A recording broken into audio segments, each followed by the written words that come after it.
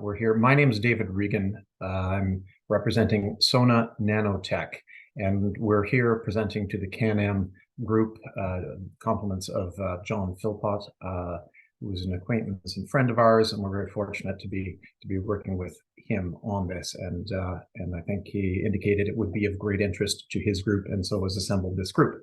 In any event, the main speaker today is Dr. Carmen Giacomantonio, who's a researcher, and his research lead, Barry Kennedy, PhD.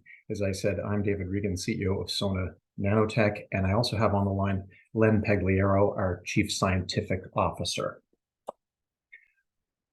A little bit of background on the company first, and then we'll dig right in with Carmen and Barry on the study. What we have here is effectively a photothermal therapy using nanotechnology to instill the heat in tumors. Sona Nanotech, for its part, brings one key and critical component, which is biocompatible gold nanorods.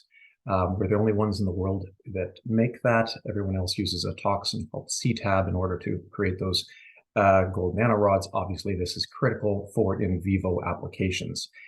We've partnered with Dr. Carmen Giacomantonio on an exciting study after he came, visited our lab, and opened our eyes, frankly, to some of the immunotherapy applications, which is his area of study. So Carmen and Barry don't need a lot of introduction here. Significant experience in the research world as well as the clinical world, and we'll let them introduce that. But first, I just want to give another quick background from Len, our Chief Scientific Officer, on Sona Nanotech and the therapy we are developing. As I said, Sona Nanotech, one thing, patented biocompatible proprietary gold nanorod manufacturing technology. It's used for both therapies and in diagnostics, lateral flow assays. Key advantages, our surfactant for those gold nanorods uses no CTAB. Amongst nanoparticles, gold nanorods are highly functional given their aspect ratio and the ability to manipulate those. Importantly, we're part of the nanotechnology characterization laboratory program, who's done extensive characterization of our nanotechnologies. Of course, the NCL set up by the NIH in the US and the FDA. Now, to tell us about how we're deploying that, oh, pardon me, one more thing. I did want to make a bit of a reference to our board of directors. We're a small, publicly listed Canadian company, but we have a board that hits well above its weight. Mark Levon in his chair was formerly head of Sanofi Pasteur. Walter Straps is a PhD and CEO of a Khosla Ventures company in Boston. Neil Fraser is a longtime head of Medtronic Canada. Dr. Michael Gross is a surgeon and corporate director, and Jim McGann has 25 years of experience and is managing director of Numis Financial. This is our operational project team, and we have advisors across the board access to have tremendous experience, including Dr. Catherine Murphy, who in fact invented gold nanorods. Now over to Len to describe our therapy very briefly before kicking off with Carmen. Thanks very much, David. So David mentioned this is photothermal therapy, converting light into heat, into therapeutic heat, and that therapeutic heat emanates from within tumors. On the left, you see a red orb. Now, this is an electron micrograph. It's not a light micrograph, very high magnification, and those little specks inside the red blood cell, which is that red orb, are the nanorods. These are very, very small nanoparticles. They're too small to see with a light microscope, but they work incredibly well in that they can be injected systemically, they circulate through the body, they concentrate in the tumor, and they then absorb infrared light. So this is infrared light, it's not ionizing radiation. On the right, you see an illustration showing what it would look like in a colorectal tumor, where you have a tumor, nanorods concentrated in it, and then you have an endoscope illuminating the region with infrared light. In the middle, you see a scheme for how this will work in humans for treating our initial therapeutic target of rectal cancer. And so when we talk about hyperthermia, this is distinct from ablation. Ablation is used quite frequently, high temperatures that 55 Celsius and above typically, that essentially cook tissue. It's effective, but it's non-selective. The big advantage of hyperthermia is that cancer cells are more heat sensitive than non-cancer cells. And there are four effects we know about at this therapeutic temperature, 44 Celsius, 111 Fahrenheit. You get reduction in tumor volume. Tumors shrink because they're more heat sensitive. You also get killing of cancer stem cells, neutralization of cancer stem cells, which tend to be drug resistant. You increase perfusion to the tumor. So if this is used as part of combination treatment with drug, which is very likely, the drug can potentially do its job better by reaching all tumor compartments. And then finally, you get a degree of stimulation of the immune system from a release of partially denatured antigens and cytokines into circulation. There we go. Thank you, Len. And with that, I'll hand it over to Dr. Giacomo. So as David mentioned, after a brief meeting at the lab at Sona, we talked about the potential of these nanoparticles to be incorporated into some of the work that I do. And the first thing that strikes me, and should anybody that knows about hyperthermic therapy, is that the effect beyond the hyperthermia is really what we're looking for, and as Len said, potentially exploiting. So the background is essentially, Len has talked about this a little bit. Cancer cells are particularly susceptible to hyperthermic stress. We actually know some of the pathways related to that, and it does select cancer cells and cancer stem cells, which is actually quite important in terms of the effect. The thing about the nanoparticle is that it's a precision instrument. You can actually specifically target tissue and cause thermal damage, leaving adjacent tissue unaffected. And so that kind of precision minimizes unwanted collateral cell death and toxicity. And so that in and of itself is particularly appealing to clinicians like me. And we know, and there's already some good published literature, both scientific and clinical, not using the nanoparticle, but scientific using the nanoparticle, that there is significant local tumor death and destruction. So what we propose to do is combine the local effects of the hyperthermic particle with local and systemic immunomodulation. Now, people are talking about this, but we have actually already achieved some success in the clinic. Just a year ago, this paper came out. It's a good paper. It was a British Journal of Surgery, but it's an arm of the Nature Group. And what essentially this is talking about is combining the effects of immune therapy with several other therapies. Immune checkpoint inhibitors, the obvious low-hanging fruit, the stuff on the shelf. And then down at the bottom, you see photodynamic therapy. And photodynamic therapy, historically, people look at photodynamic therapy as something slightly different: photoactivated, light-activated chemistry. And some of you that have worked long enough in this business know that can be a messy business, and there's lots of collateral damage and lots of other consequences to that the gold nanoparticle actually addresses quite beautifully. So our hypothesis is that we can combine these two things. We can take the gold nanoparticle, the precision that it allows, and we can modulate the immunity of the tumor microenvironment to not only enhance the cell death locally, but achieve this abscopal response that some people would call the unicorn effect. Next slide. So abscopal, we've been aware of it. Abscopal has been described very frequently in the melanoma world, first proposed back in '53 by R.H. Moll, who observed that in the context of local radiation, some tumors not only shrank, but distant metastatic disease also responded.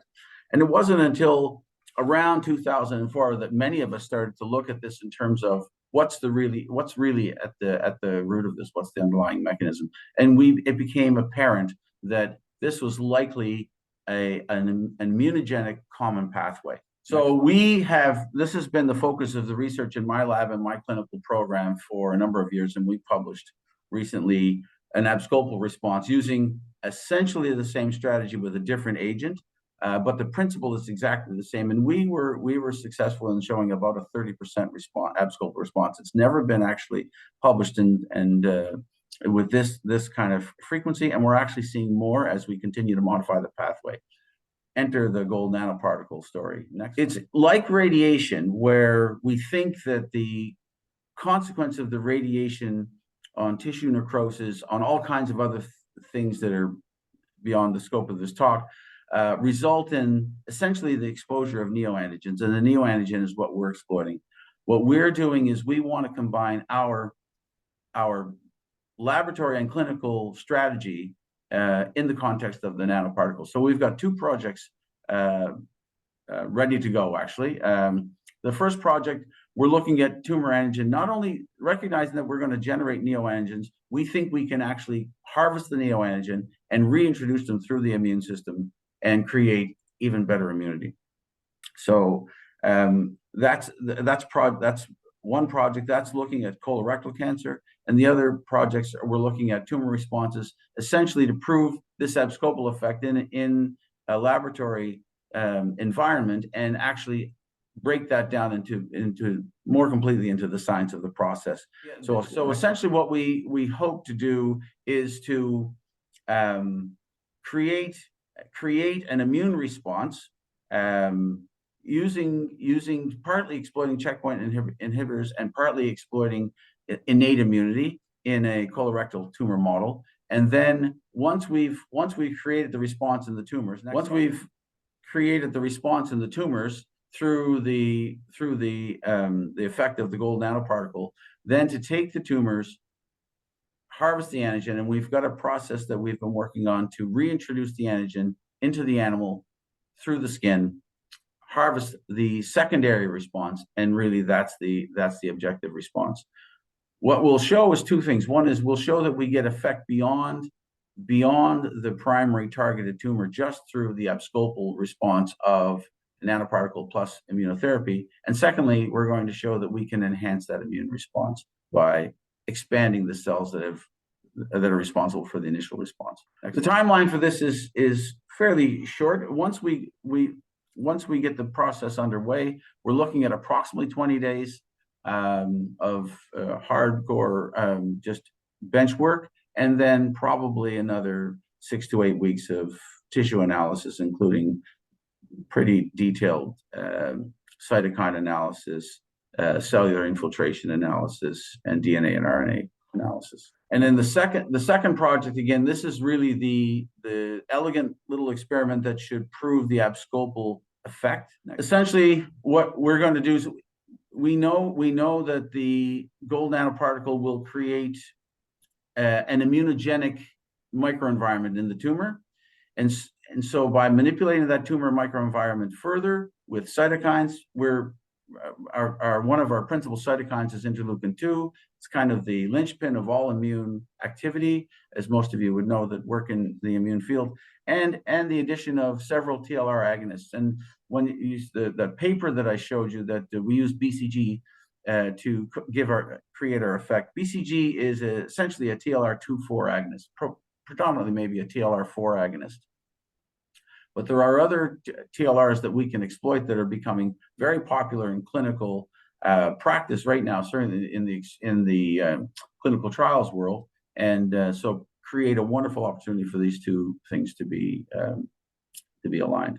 So essentially, the fundamentals of the experiment are to create bilateral tumors. These bilateral flank experiments have been done in a number of scenarios. We have done and published in this in a different model, in a 4T1 breast model, where we would take one side of the animal where the tumors are involved, treat them with the gold nanoparticles, energize the gold nanoparticles, and then through a series of immunomodulation protocols within that tumor, evaluate not only that tumor, but the contralateral tumor and the animal's systemic response to the immunity generated, treating alone with immunotherapy, and then in the context of the gold nanoparticles, plus or minus various variables. So the idea, this should give us a fairly elaborate readout of exactly what the abscopal effect is due to.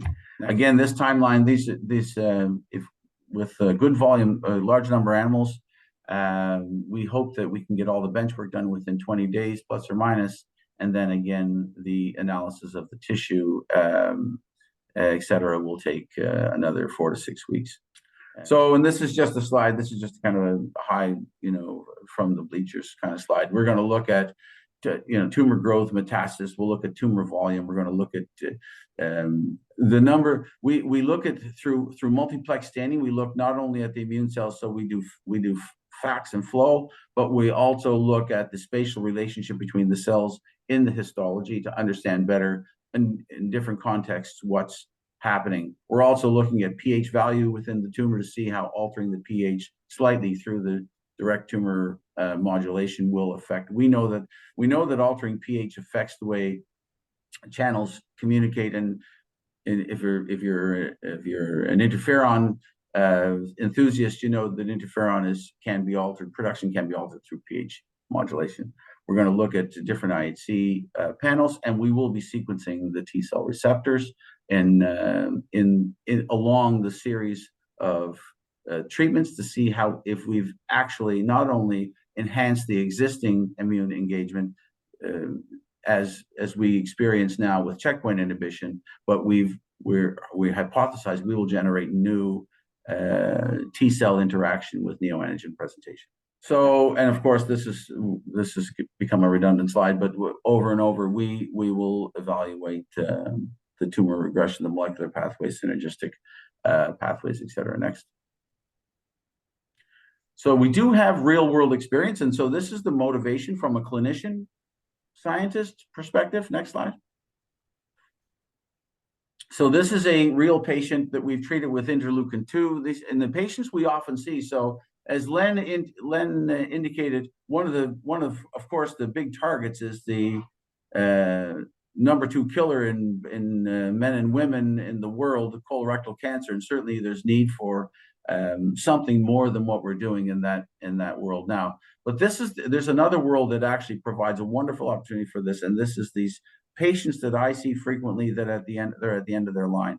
They're not candidates for the big systemic treatment. They're not candidates for the big surgical treatment, and they really need some elegant combination of immune therapy plus something else maybe. And so this is a very big, nasty squamous cell cancer, moderately differentiated, and essentially the patient was sent to us. As you can see, she's wearing a tube, she's on oxygen, and one would think that maybe this person isn't the best immune therapy candidate because they may be anergic because of their poor state of health, and we've clearly shown here that this, with careful placement of agent, that we can make a change. Next slide. Similar to this gentleman, this is you can see the scars on the left side. The nose is completely distorted from previous surgery, previous radiation, all kinds of things added to this basal cell cancer. And he was sent to us, and he's wearing an eye patch because essentially he's lost the animating function from the facial nerve due to all the surgeries and radiation. And he comes, and this is really a last ditch effort. And we combined IL-2 plus what we felt was a clever application of imiquimod, which is a TLR7 agonist. And so the notion that what it helps us to recognize is that this combination we're talking about, the nanoparticle will bring even more to the table, and that you can control and target. This is actually a very effective combination that resulted in essentially clearance of this nasty disease and gave this person a better quality of life. Next slide. And then there's the big challenge. So this is a current patient who, if you look on the left, this is the condition he presented to us. And again, we're always in a state of desperation with these patients. And this, despite ipilimumab, nivolumab, so CTLA-4, PD-1 inhibition, in the context of interleukin alone, he's had progression left to right. And so he is now in for a very, very experimental arm of therapy that will essentially mirror what the nanorods will do. So this is really, in my world, motivation to get this into the clinic sooner than later. And I think this is going to be a real opportunity for us to make the strong argument that we need this technology at our disposal. That's it. Thanks. Next slide. Yes. Yeah.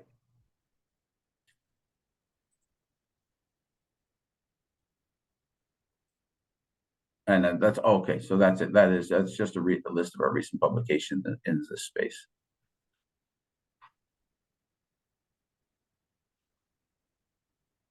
Okay, that's it. So this is really just another slide to reiterate what we've done. Okay, excellent. Thank you, Carmen. So, we're happy to take any questions through the chat box here there should be at the top of your screen, a chat button. And if there are any specific questions on it, it's worthwhile doing. But, when we started down this road, we had our monotherapy that we were developing called targeted hyperthermia therapy. Again, involved the injection of our biocompatible gold nanorods intravenously, and then which they then tend to aggregate in tumors, and we apply the infrared light that Len described to them, shrinking the tumor from the inside out and causing no collateral damage given the 44-degree temperature hyperthermia that's applied. We think this is an incredibly compelling offering for many applications of cancer. When we then sat down with Carmen and Barry, as I said, our eyes were opened as to the additional complementary aspects and what could happen using this targeted hyperthermia therapy as the catalyst to do it. And we've got a question here, Carmen, on does this TX modality work for RCC? So that's a good question, and the answer, and I can only say, is potentially. We know it's interesting. We know from Wilms tumors that we see, in kids, we see this abscopal effect. If you take the primary tumor away, other tumors disappear. In the adult world, we've had mixed responses, as you probably know, with immunotherapy alone, and there's some debate as to the the mutational load and strength of renal cell, but it's a complicated tumor. It's very similar in terms of its behavior to melanoma in many ways, but so the long answer to the question is we don't really know, but it certainly would be a target.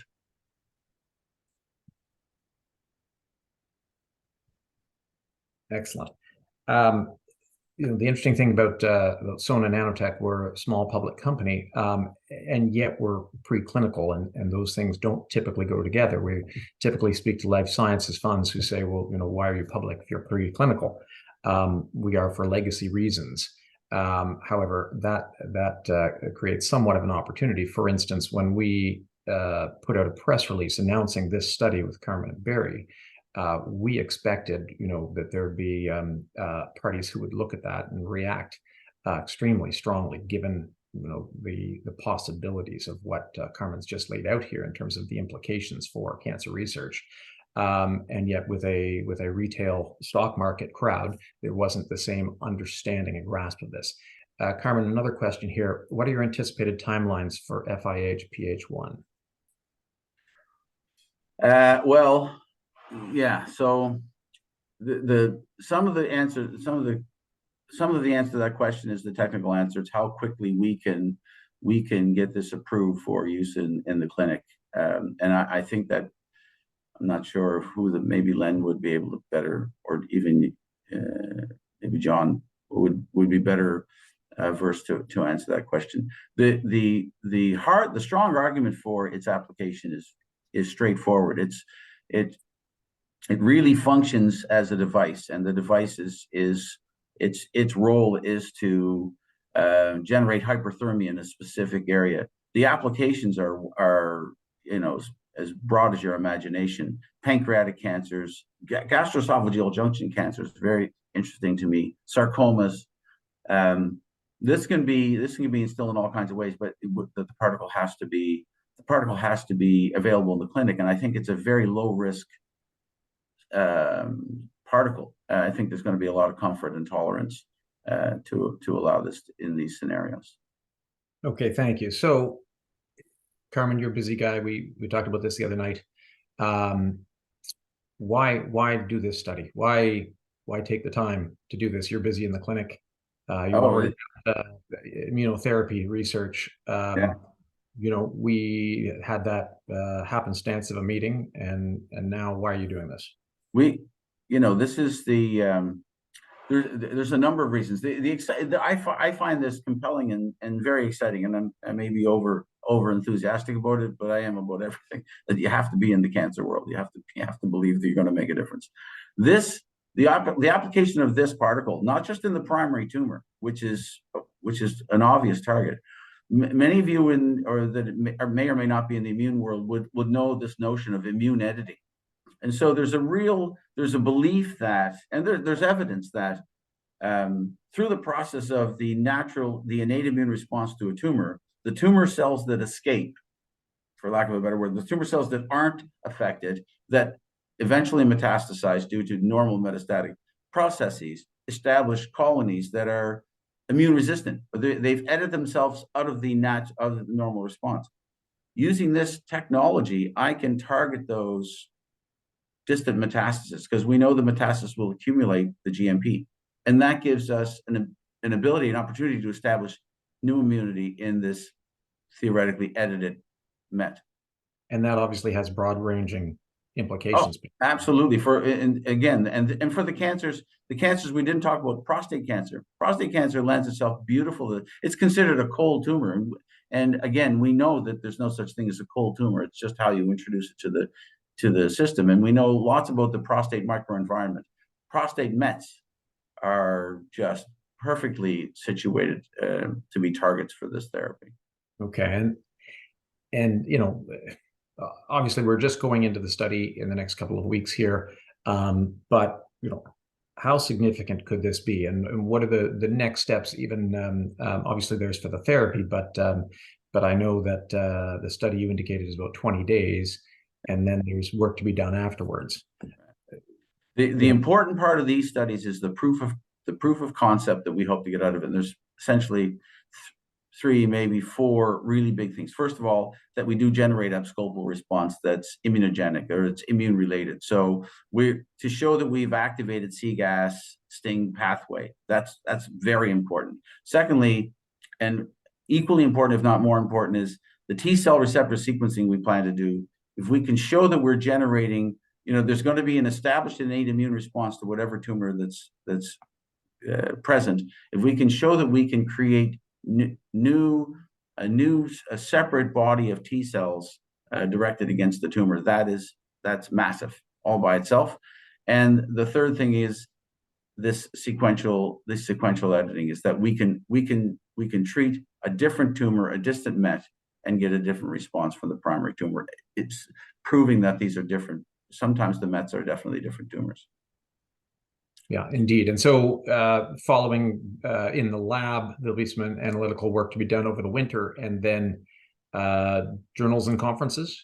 Journals and conferences. So this will be, there's a couple of things that we'll submit this to, but we will be submitting it to the next CGAS STING meeting in Boston in the spring. We hope to submit it with the IL-2 arm of it to the IL-2 meeting in Paris in September. We certainly will be submitting this to, we have had a good relationship with Frontiers, and hopefully submit it to Frontiers for peer review, and then on to higher funding. I mean, we hope the research will generate more questions. We know it will generate more questions and help us to focus our line of thinking. And do you think it'll be limiting because it's just mouse models at this point, in terms of the it's proof of principle at this point. So most models, nobody wants another story about saving mice, but it's really the biology, and the biology we're looking for is the proof of principle that we are actually driving new innate pathways, or we're activating new innate pathways that drive adaptive immunity. So that's, which of course is the grail. And finally, to show memory, we've already got a body of evidence working in this line that we're not quite ready for prime time, but I can say that we are now showing memory, which is rare. That's that's one of the grails, is that you've actually generated memory to these sleeping tumors, or tumors that are dormant or inaccessible or not encountered in the first pass effect of whatever relationship we have. So yeah, that's one of the things. That's one of the things we're really excited about, actually.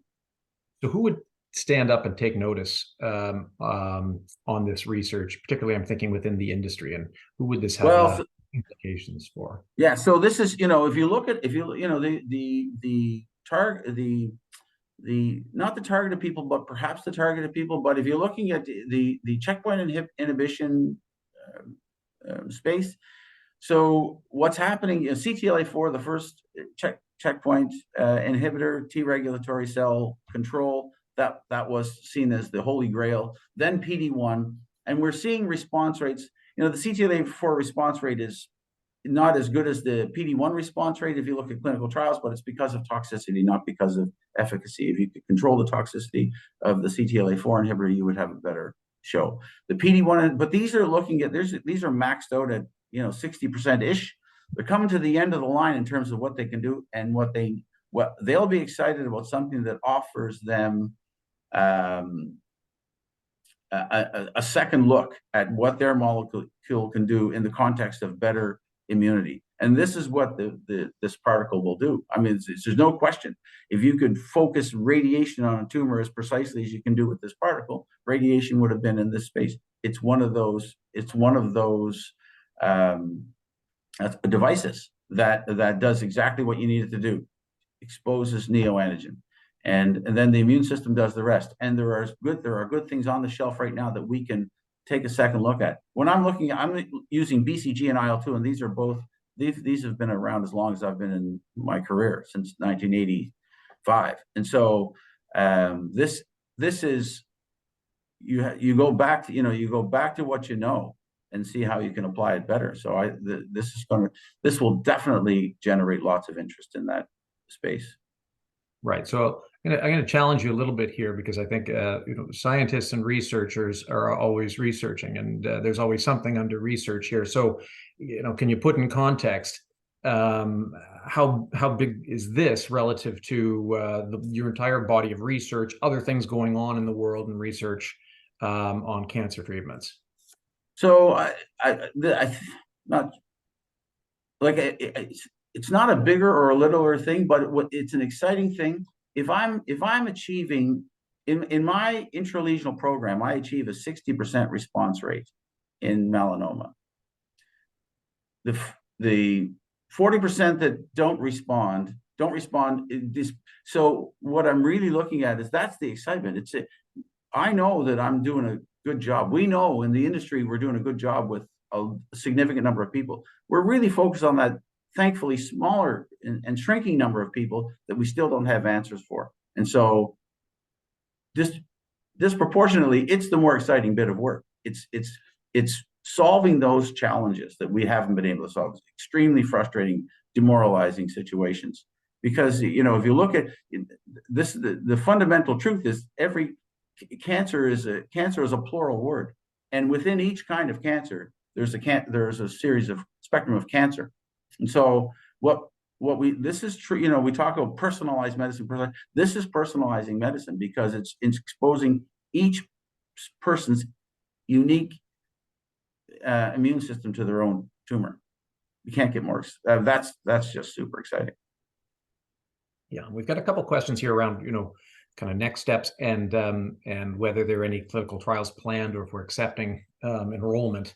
Obviously, it's early for that, but what are your views in terms of what the path forward could look like here towards clinical trials? I know that's partially obviously for us to answer, but I'd be curious on your views as to how this would be received by regulators. Typically, we've got the small animal preclinical studies, and we go to larger animal preclinical studies, safety, biocompatibility, etc. Yeah. So the cancers that we're going to once we can confirm the safety and utility of this device, this nanoparticle in clinical application, then the space that's going to be most welcoming is going to be the desperate cancer space. And so they're going to be the the metastatic pancreatic cancer, or the primary pancreatic cancer, the inoperable one in invading the vein. It's going to be the sarcomas. There is, we're desperate in sarcomas. The glioblastoma multiformes, the brain cancers that we have no access to. Lung cancer, still the #1 beast in the world. We're doing well, and immunotherapy is all over lung cancer, but the response rates are still horribly disappointing. Esophageal cancer. So these are the cancers where the morbidity of current therapy and the mortality of the disease are still so significant that a low risk additional player in that clinical arena is going to be fairly not easy, but fairly arguable, fairly defendable to introduce. So I see them there. I mean, if that last gentleman I showed you, who's a highly functioning engineer, a contributor in the community, loved by all, we're losing this battle, and you can't just cut that out. You can't cut it out. You can't. You saw the picture on the other side. Both sides of his neck are just riddled with this stuff, and it's only a matter of time before the rest of this just becomes widespread. So we're fighting, we're against the clock. These are the obvious cases. So a question here in terms of what are the steps to public treatment, and obviously these types of therapies can have very long roads if we talk about multiple types of preclinical trials. But some of the cancers you've just outlined now, how quickly could we get to public treatment on those? So the nice thing about the way clinical, so it's the road to all of this is clinical trials, has to be, and that's, of course, we need to keep it as objective as we can. We're now looking for, but we used to look for cures and overall survival, but in all arms of treatment, particularly in immunotherapy, we don't look at cure rates now. We look at response rates, disease-free survival.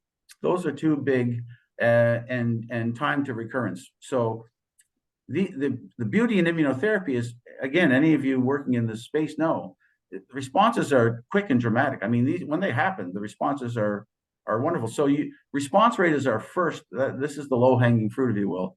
And I would anticipate it's going to be very good. Durability is the other thing. That's what the lab is about. Is about seeing if we're generating memory, if we're generating new immunity. So this is, if we have proof of concept that we're doing that, and we're seeing the responses in the clinic. And again, you see, my intralesional program, if people haven't responded after four treatments, 4 exposures to whatever the agent that we're working with, you're pretty sure it's not going to happen. You have to shift gears. And so the turnaround is going to be very quick in terms of defining our path. Interesting. Well, I've got another comment here, saying there's a thank you, and saying this will be a kind of revolution in melanoma. And I'm wondering, does that mean, in your view, that FDA, Health Canada, could effectively escalate this towards first in human earlier? That's a great question. In Canada, Canada's a wonderful place. So interleukin-2, which is a very Canadian perspective on the treatment of melanoma. There has never been a controlled randomized clinical trial. Efficacy, and all through Claire Temple, she's amazing. She's a plastic surgeon, researcher, clinical researcher in Calgary now. She was in London at the time. Claire and I worked together on this, but she had the fortitude to go ahead and publish her small series of response with minimal toxicity. So if you show good clinical, better than standard of care clinical response with better toxicity, there's going to be a strong willingness to get this into the clinical domain. And the other thing is cost. And we're not even talking about cost, but this is a very calculable cost. Mm-hmm. Unlike some of these other therapies, these personalized therapies that are charging literally millions of dollars per person for. So this has all of the ingredients are in this collaboration to make a difference. And you're right, melanoma is, the immunogenic cancers are where that's the entry level. These are the ones you want to attack because you already know there's good antigen load there. My response rate in squamous cell cancer is almost 90%. It's going to be very hard to show something better. But there are those cases where you're going to want to use this in squamous cell cancer. It's a head and neck cancer in the elderly that are like the lady I showed you with the oxygen requirement. These are the people that have little tolerance for anything else. And so the beauty of this is that you are offering efficacy with minimal additional toxicity. That's everybody's grail in this business. And so you'd expect regulators then to accelerate things in that. Well, that's always their question. So a phase 1 clinical trial is a toxicity trial. Whether it works or it doesn't is almost irrelevant. What we need to know is that we can then bring it into the human arena safely. And I think we can all assume right now and make a strong argument that this is going to be safe. Mm-hmm. Okay, so some questions here also on, this is interesting, a fairly obviously innovative study, fascinating, and with a fairly quick turnaround here over the next couple of months. So yeah, you think we could have initial results when? So the things that hold you up, when will be probably early January now, when you look at the reality of the calendar and the things that trip you up. There are so many moving parts. There's the research ethics, there's the analysis, data analysis. So I think, but the experiments are designed to be very precise, specific, and focused. So we're asking specific questions of each line of experimentation so that we, rather than a shotgun approach and just try to figure out everything, we're just asking what we feel are the key questions in terms of the immune response. So 20 days are the experiments with big volume. Now that 20 days could be 30 days when we look at the logistics of activating the gold nanoparticles, but it's in that range. And so we're looking at months to have meaningful data, and that's going to be the first line of experiments. That's what's going to enable us to go to the meetings and present. And then while that's happening, we'll be repeating the experiments for the publications. Right.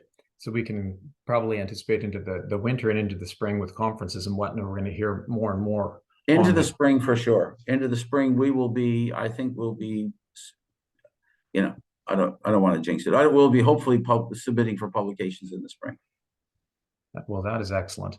I think this is really helpful. And I know this is why John Philpotts was keen to get this early information out there, given that we're here in our little corner of the world in Nova Scotia, and there hasn't been a lot of attention on this.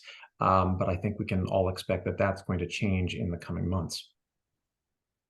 Absolutely. Okay, excellent. Well, look, thank you, Carmen. Thank you, Barry. Anything you wanted to chime in on here that's Carmen, to compliment on what Carmen has said? I'd be happy to. Len and Carmen pretty much covered it all, but I'd like to echo Carmen and I's excitement on this collaboration.